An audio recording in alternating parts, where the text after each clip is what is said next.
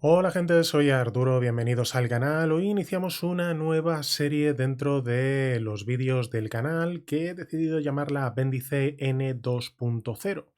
Y esto viene a colación con el famoso Apéndice N de Dungeons and Dragons. En 1979, Gary Gygax, dentro de la guía del director de juego, bueno, de la guía del Dungeon Master, ¿vale? Del Advanced Dungeons and Dragons primera edición, incorpora un apéndice que es el apéndice N, con una serie de lecturas recomendadas e inspiradoras para los Dungeon Masters que vayan a dirigir el juego, y sobre las cuales, sobre esas lecturas, se basan muchas de las decisiones tomadas dentro de lo que es el propio juego.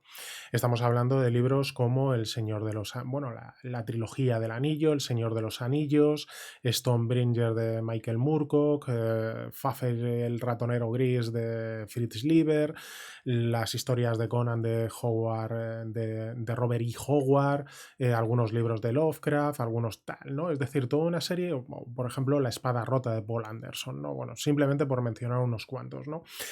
En base a todas esas lecturas, se saca la inspiración un poco para crear el juego y también para darle mayor inspiración a los Dungeon Masters que vayan a dirigirlo, aunque bueno, eso es bastante relativo, puesto que, por ejemplo, es muy conocido que Joseph Goodman, el de Goodman Games, el creador de Dungeon Crawl Classics, que aquí es traducido como Clásicos del Mazmorreo, pues se leyó todos esos libros y hizo un juego que tanto en filosofía como en contenido es bastante distinto, ¿no? De Advanced Dungeons and Dragons o de Dungeons and Dragons en general, ¿no? Un juego que rezuma personalidad propia, por lo cual incluso teniendo como inspiración las mismas lecturas podemos sacar conclusiones diferentes, ¿no? Y ahí está la maravilla de lo que es pues la literatura en sí misma.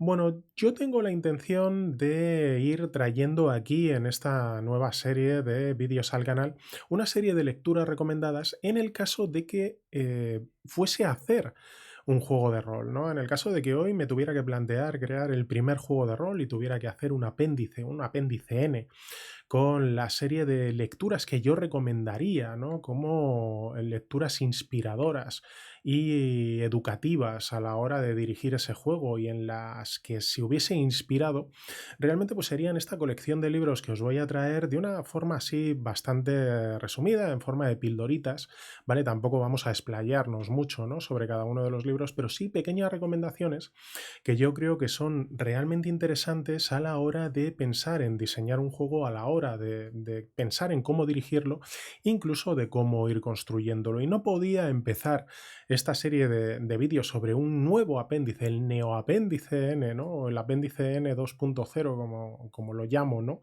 Dentro de lo que es el canal, con la trilogía de Joe Abercrombie, ¿no? Con esta trilogía Grimdark de La Primera Ley, que a mí personalmente me fascinó desde que comencé a leer el primer libro, La Voz de las Espadas.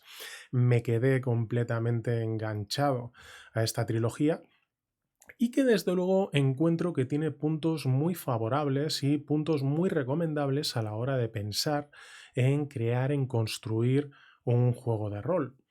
Por ejemplo, lo primero sería el cómo viene detallada la magia, ¿no? De dónde procede la magia y cómo se construye la magia dentro del mundo de la primera ley. Encontramos con que había un ser cuasi divino llamado Eud, que era mitad hombre, mitad demonio, en un momento donde el mundo real y el mundo de los demonios eran uno solo, ¿no? Y es este Eud con los poderes que adquiere de esa doble ascendencia, el que separa esos dos mundos y expulsa a los demonios cerrando las puertas.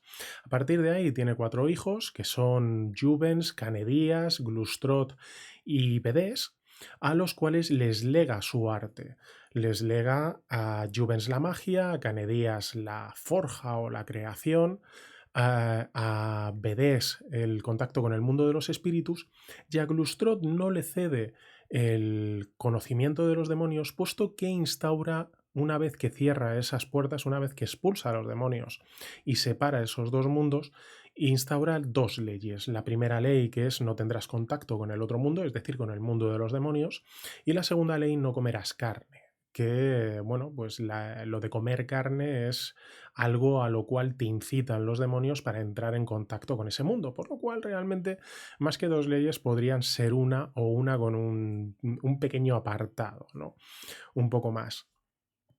Entonces se crea todo lo que es la magia que procede de estas cuatro partes que se distinguen y de las cuales aún quedan a día de hoy, después de muchísimo tiempo, ¿no? De la existencia de Ud, de la muerte de Ud, de la muerte de sus hijos enfrentados entre sí, pues quedan reminiscencias, quedan herederos de aquellas artes mágicas en diferentes personas que, bueno, se van reuniendo, ¿no? Dentro de lo que es esta trilogía, y la cual le hace sumamente interesante. Nos encontramos con la figura del mago, el mago presentado de una forma completamente distinta a la que tenemos en los juegos de rol habituales, ¿no? Que los juegos de rol habituales muchas veces, no siempre, evidentemente, muchas veces se han fijado en la figura de Gandalf, ¿no? Ese mago con sombrero de pico, benefactor, bien intencionado, que utiliza la magia con respeto, ¿no? Que, bueno, siendo sinceros, Gandalf se le presenta como un Istari, es decir, como un mago, pero realmente no era un mago, ¿no? Dentro de lo que es el Señor de los Anillos, sino más bien una especie de ángel o algo parecido, ¿no?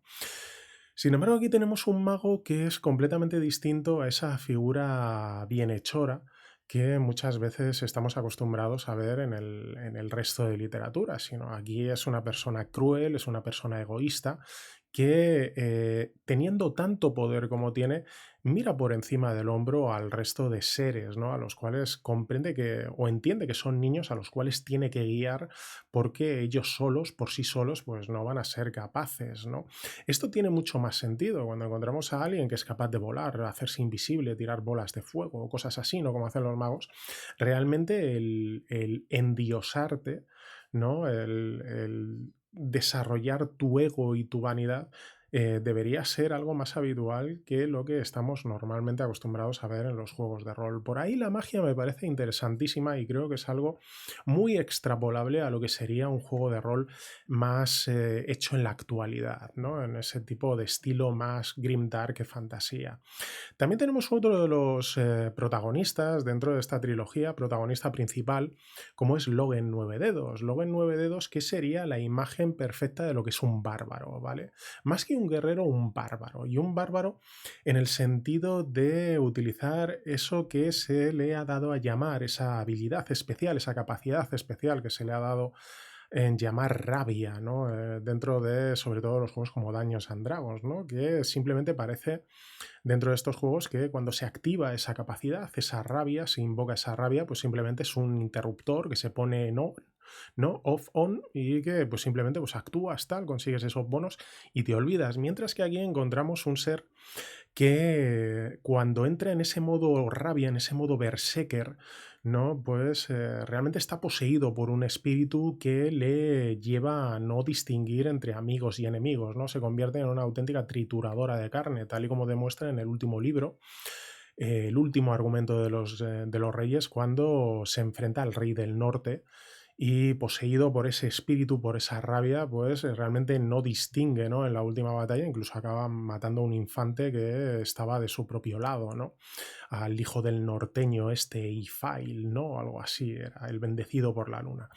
Bueno, realmente ese sería un poco, ¿no? Cuando tienes que crear un bárbaro y tiene esa capacidad de entrar en modo berserker, ¿no? Que al fin y al cabo es la rabia, ahí sería algo mucho más brutal, ¿no? Mucho más salvaje que, como digo, simplemente el interruptor de on-off y pues te lo vas quitando y son unos bonos, ¿no? El hecho de que la mecánica te ayude también a la narrativa, a interpretar ese personaje, cómo entra en ese modo y cómo funciona de tal manera. Y por tercero, me gustaría destacar, sobre todo, y si tuviera que ser influencias en la creación de mundos, cómo Joe Abercrombie nos presenta esta unión que, pues tal y como dice el nombre, pues es una unión de pequeños estados, tal, ¿no? Que tienen a un rey por encima, pero que cada uno tiene sus propias agendas, sus propios intereses, sus propios enfrentamientos, y cómo todo esto se muestra en lo que es la propia estructura política, ¿no? Con un concejo abierto, con un concejo cerrado, con una serie de nobles, con una serie de intereses, con un rey por encima que muchas veces es más cautivo de la gente que está por debajo, pero que es la que ostenta el poder, ¿no? El poder real frente al poder ficticio que puede marcar una corona. Y cómo esa creación y cómo esa forma política en la cual se envuelve esta unión, pues realmente da lugar a una enorme cantidad de posibilidades dentro de lo que sería la creación de un mundo o semillas de aventura o ganchos de aventura dentro de un propio juego de rol, ¿no? Donde todo esto va evolucionando. Eso, por ejemplo, lo vemos en la segunda trilogía, la de la Era de la Locura, como el incremento de una especie de revolución industrial, de pequeña revolución industrial, pues denota el descontento por parte de los trabajadores que están viendo cómo peligran sus puestos de trabajo y se generan revoluciones, revueltas y tal, ¿no? El hecho de ver cómo el escenario es móvil, es dinámico y no una foto fija en la cual pues los jugadores van pasando, ¿no? Como si fuera un escenario de teatro que no se mueve, ¿no? El hecho de que esté vivo, de que estén ocurriendo cosas y que esas cosas tengan influencia luego, posteriormente, dentro de lo que pueden ser las aventuras que jueguen dentro de ese propio mundo, ¿no? Como digo, son una serie de detalles que pues son realmente interesantes a la hora de añadirlos a lo que sería la creación de un juego de rol, no solo en el trasfondo, tal y como hemos visto, sino también a la hora de la creación de las mecánicas, ver cómo en este caso podríamos sacar perfectamente a lo que es el mago, la magia y el bárbaro, que se añadirían a esa creación de las diferentes mecánicas que podríamos utilizar a la hora de pensar en este juego de rol, así como a la hora de crear el trasfondo y presentarte todas esas posibilidades que te puede dar la forma en que se gobierna, la forma en la que viven los habitantes del mismo, ¿no? Son cosas que creo que serían muy interesantes a la hora de sumarlas a la hora de crear un juego de rol y que desde luego podrían abrir un enorme abanico de opciones dentro del mismo.